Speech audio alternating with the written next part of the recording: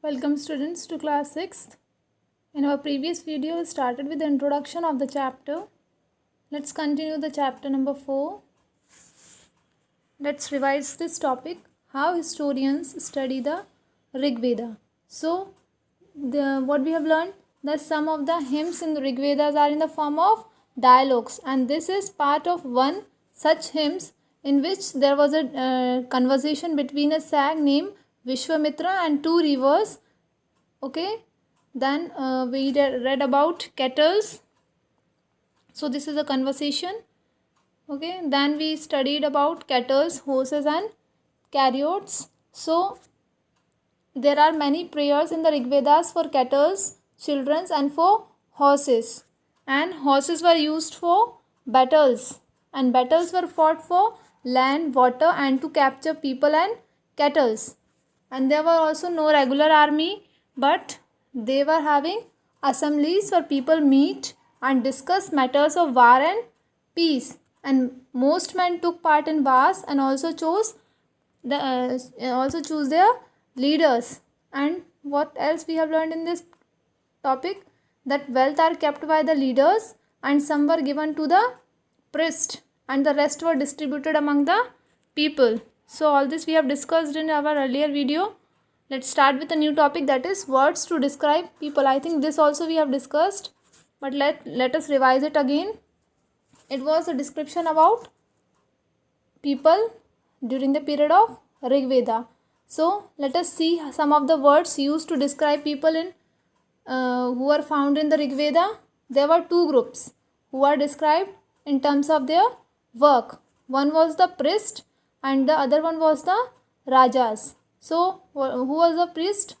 Who were also called Brahmins. You may have heard the word Brahmin. So they are the priest. What are the two groups? That were the priest and the rajas. First one was the priest. They were called as Brahmins. They used to perform various rituals and prayers.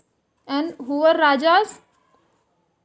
They do not have their capital cities like rajas are usually having. These are the different kinds of rajas. They have no capital cities, palaces or armies, nor they collect the taxes. Okay. Then two words are used to describe the people of the community as a whole. Then for describing the community, they have used two words. What are they? One was Jana, and the other was Vish. The people who composed the hymns described themselves as Aryas and called their opponents Dasas or Dasyus. So the people who are composing the hymns, they were called as Aryas, and the opposite of Aryas were called as Dasas, or we can say Dasyus. Okay, what is the meaning of the term Dasa? Means slaves. You may have heard Das. Okay, that is the same, that is Dasa means slave. Slaves were women and men who were often captured in war. So during the war, when the war happens, then they used to capture people. You may have read in the earlier topic that battles were fought for land, water and to capture people.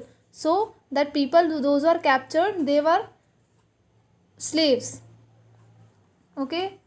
Then what is the next topic? That is silent sentinels, the story of the megaliths. So let's read the text first. Look at the illustration on the next page.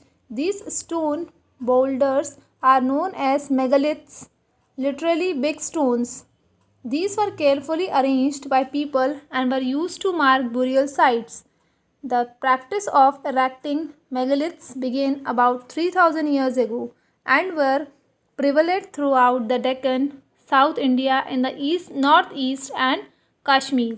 Some important megaliths sites are shown on map 2, page number 14. While some megaliths can be seen on the surface, other megalithic burials are often underground. Sometimes archaeologists find a circle of stone boulders or a single large stone standing on the ground. These are the only indications that they are burial beneath. There were several things that people did to make megaliths. We have made a list here. So, what is the list? Try and arrange them in the correct order. Digging pits in the earth, transporting stones, breaking boulders, placing stones in position, finding suitable stone, shaping stones, and burying the dead. So, big stones are known as megaliths, which were arranged by people and were used to mark burial sites. Okay, and the practice of erecting megaliths begins about 3000 years ago. So, the practice of erecting megaliths begins about 3000 years ago and was prevalent throughout the Deccan, then South India, and in the northeast and Kashmir. And what else? All burials have some common features. The dead were buried with distinctive pots which are called black and red ware. Okay, this is all descriptions. You can read. All these burials have some common features. Generally, the dead were buried with distinctive pots which are called black and red ware. Also found are tools and weapons of iron and sometimes skeletons of horses, horse equipments and ornaments of stone and gold. Next is finding out about social differences. Archaeologists think that object found with a skeleton probably belongs to the dead person. Sometimes more objects are found in one grave than in another.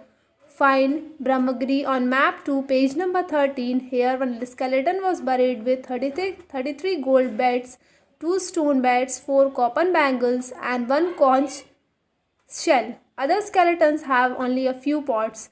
These finds suggest that there were some differences in status amongst the people who were buried. Some were rich, others were poor, and some chiefs and other followers. That means the objects which are found with the skeletons. So the what archaeologists think that these objects may have belongs to the dead person. And what is the difference? There were differences in status amongst the people as they can understand with the body that is buried. Rich people were buried with more golds, beds than stone beds, copper bangles, etc. Whereas poor people were buried only with a few pots. Were some burial spots meant for certain families? Sometimes megaliths contain more than one skeleton. This indicates that people perhaps belonged to the same family were buried in the same place, though not at the same time. The bodies of those who died later were brought into the grave through the potholes. Stone circles or boulder placed on the surface probably served as signposts to find the burial site so that people could return to the same place whenever they wanted to. That means the people belonging to the same family, they were buried at the same place, not at the same time, but they put a some particular sign. They can buried the person who died of the same family. That means the person belonging to the same family were buried in the same place.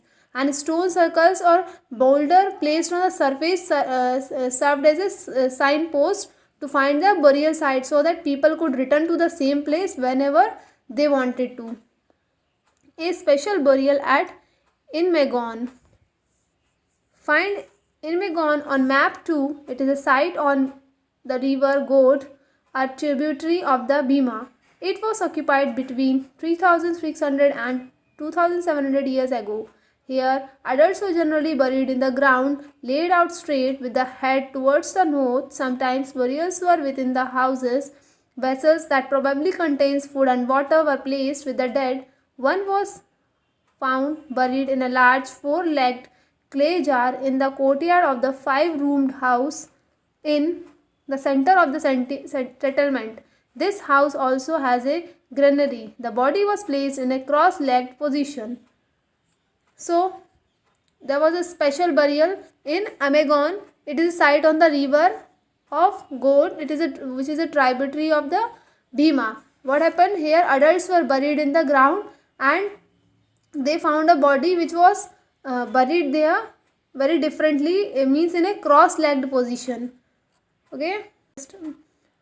Occupation at Amegon. Archaeologists have found seeds of wheat, barley, rice, pulses, millets, peas and sesame, bones of a number of animals, many bearing cut marks that show that they may have been used as food have also been found. This includes cattle, buffaloes, goats, sheep, dog, horse, ass, big pig, sambar, spotted deer, black buck, antelope, hare, and mongoose, besides birds, crocodile, turtle, crab, and fish. There is evidence that fruits such as bear, amla, jamun, dates, and a variety of berries were collected. So, archaeologists have found different seeds. Seeds of what? All is mentioned, that is wheat, barley, rice, then pulses, millets, peas, and sesame. So, these have been cultivated in agriculture, and cuts of bones of many animals shows that they have been used as a food. Different fruits and varieties were also used, which are the fruits that are bear, amla, jamun, and dates. Okay. So students, this was a chapter all about. Read the chapter by yourself also. Ask me for any kind of doubt. These are the keywords: Veda, language, hymns, chariot, sacrifice, raja, slave, megaliths, burial, skeleton, and iron. I already given you the exercise part.